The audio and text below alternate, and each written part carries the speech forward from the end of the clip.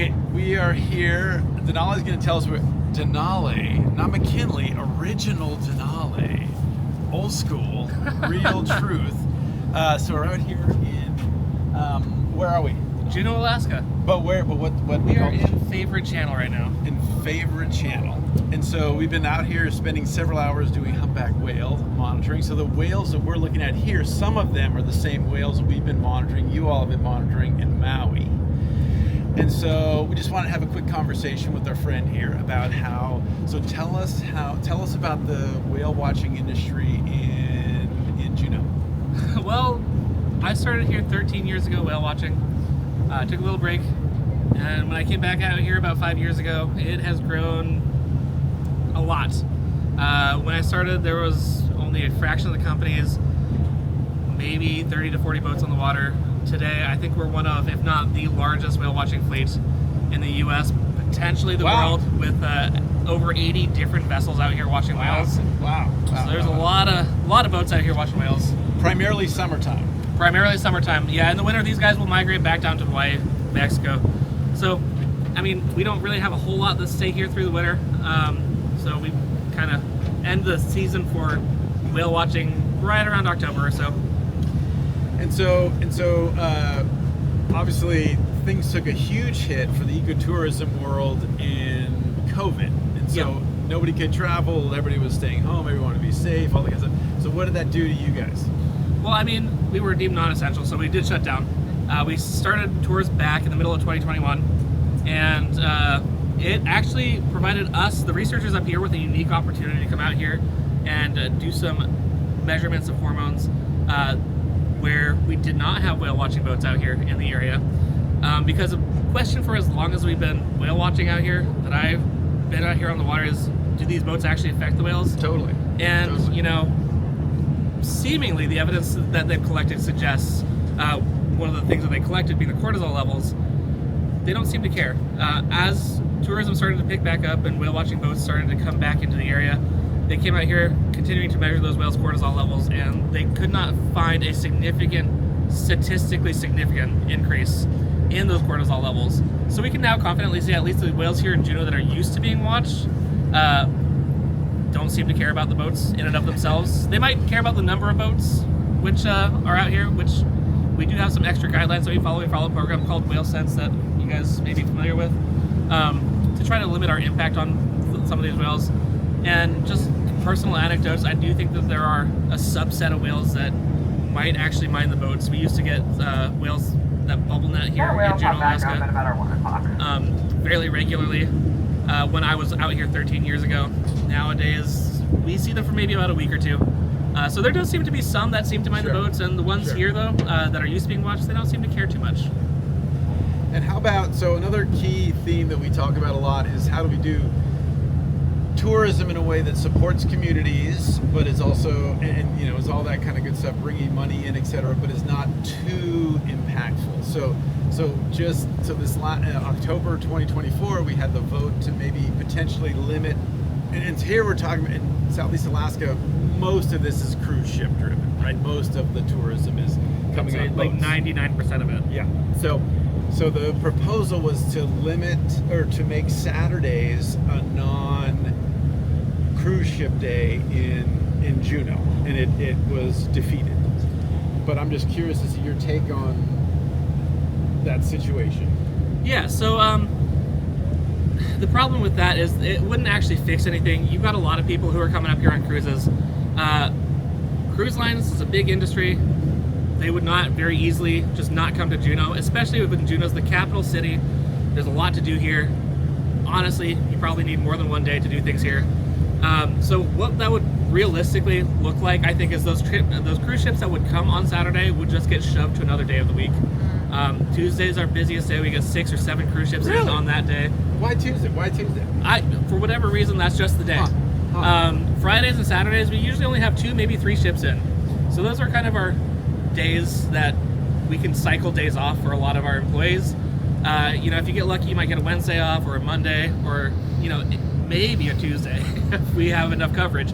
But it would just make those other days, those ships that aren't coming on Saturday, they would come on a different day, which for especially seasonal employees like me, wouldn't actually help any, because Saturday, all the stuff that you would have to or want to go to, like doctor's appointments or other appointments that are only available during work days, it would make it almost completely inaccessible to us. So having a weekday off for a seasonal employee actually can matter a great deal, because when we are working, we're working all the time. All the time. Sometimes today we're not going to get off of work until probably 9 o'clock at night. We got here at 7:30 in the morning.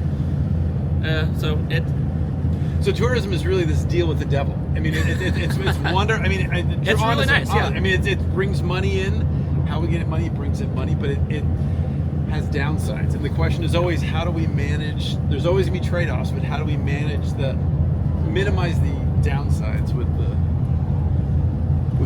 bubble netting over there? How do we? I think he's lunch feeding over there. So I don't have a good answer for that.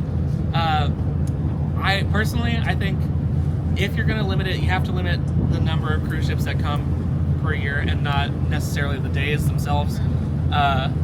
We do have the cruise industry. It seems to be a growing industry. The last couple of years, we've consistently broken sales records. I don't know how we're doing this year compared to previous years, but 2022, 2023, we sold more tours and ran more tours than any other season we had on record, to my knowledge, here at Allen Marine. That, is an indication of a growing industry, and right now we just don't have the infrastructure to support 7 cruise ships in on a Tuesday, because we're talking 20,000 people at one like noon time on a busy day, right? So really we need to limit how many cruise ships might be allowed on any one day and maybe spread it out. There's not, like I said, a good answer, because those cruise ships are just going to come on another day. But what that does for the infrastructure here is the bus system is a really affordable way to get around here. It's like $2 for a bus ride, and a lot of visitors are going to choose that over maybe a taxi or an Uber. Sure. And then I've got friends who do take the bus system who can't get on the bus because cruise ship passengers are squeeze them off. Yeah. So it is a really nice thing to do. Be out here on the water. We get to do fun stuff that we don't normally get to do without you guys, like watching whales. Totally. Definitely not doable without passengers from the cruise ships. But the infrastructure that we have in place right now just isn't enough to accommodate all the visitors that we're getting. So that's kind of the biggest struggle that we're facing. So I'd say one thing that it seems nice that we appreciate about Allen Marine is that most of the things we've experienced in Southeast Alaska is, wonderful people and all, but like, hey, I'm from Oregon, hey, I'm from Idaho, but you're from Juneau. I'm from Juneau. This is the first ecotourism opportunity we've looked at, or we've experienced this trip, that had a significant portion of the people either from the local community / Greater Alaska, and that's not always the case. No, it's not. And COVID kind of messed with that too, because when COVID hit, a lot of us who did work tourism or managed to stay in tourism, they had to go find other jobs. We had to have job security. If we couldn't work that year, we couldn't go a whole year, multiple years without working. So just now we're starting to see more locals starting to trickle back into the system. Interesting. Was there a clear destination where they went to? All over the place. Kind of all over the place. The private sector, state, federal jobs, just wherever they could. You got people like me who this is what we want to do with our time, or you get people who are just now coming into the school system, coming into college. They're starting to look at this, and they come out here and they experience it, and then they're starting to think about this as a career very quickly here. Yeah. So, Daisy, do you have any questions? Just that sometimes some of the people we've been involved in other locations where they're very involved in whale protection. It might be hard to hear. Might not be as might be so invested in the whales to the exclusion of the people that live in the communities where the whales exist. What would you recommend if people wanted to go beyond that? What is a responsible way or a more community-based way to care about these creatures? Community-based way. So that's a hard question. You do have a lot of outfits here that are run by locals. A lot of us are going to contract through the cruise ship.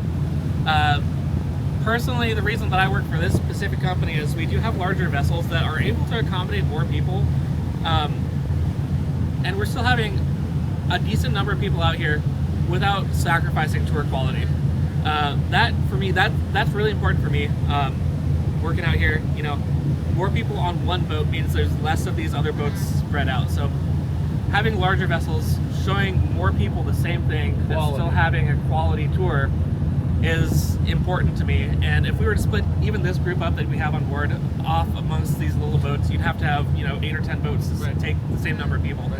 So we're having less of an impact on one of these bigger boats than, you know, maybe a bunch of little boats. But I mean, big boats are expensive, so it's not always totally. Yeah. Sometimes some people will seek out something that feels more boutique-y personable or whatever, and then but maybe that's not as Bespoke. beneficial. Bespoke whale tour. Like it's like Yeah, and you know, and there are going to be people who want to just take their family out and they just want to have this private experience, and I super respect that. But as somebody who's watched the whale watching industry here grow over the years, the number of boats has started to concern me. We do follow that Whale Sense program, and one of the tenants here is now, I think they've upped the number. Previously it was 4 or 5 boats. If you see 4 or 5 boats on one whale, consider finding something else. I think now here in the area it's supposed to be 10. Oh my God! A lot of boats. Wow! Yeah. Wow! So that's a big difference. You know, having these big boats instead of a bunch of little boats. And And so how many people?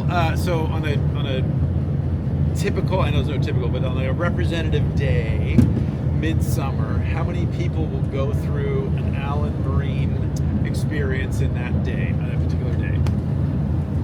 oh man, you're gonna make me do math here. Oh, Let's sorry. see. So today, this boat alone has seen over 300 people. We're probably closer to 350 today. Okay. On just this boat alone.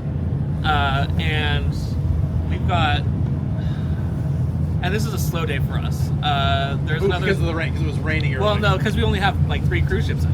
Oh, okay. So on a big day, you know, we've got 10 or more boats that'll be on the water at any one time. Most of them have a capacity of 150 passengers. So depending on the day, we can see, you know, thousands plus people. Wow. Between the different boats we have, we've got like 14 different vessels in the Juneau district alone. We operate out of a couple different ports: Sitka, Ketchikan, Yakutat, Glacier Bay, and Juneau. And Juneau's usually the biggest fleet out of all of those, with up to 14 vessels that could be on the water on any given day. Cool. So that's a lot of people. A lot of people, and so a lot of people, but we're trying to do it responsibly, try to do it in a way that is imparting good information to the visitors that come here. So if you guys come, you should go check out Allen Marine. Ask for Denali. Ask for Denali. Yeah, and the original, the old school, and you guys should come check it out. So this is cool, and we're not in Cake, so Willow won't have to feel conflicted. So we are here in Juneau. So awesome. Thanks, Dave. That was Absolutely, great. yeah. That was great. Thank you. Okay, perfect.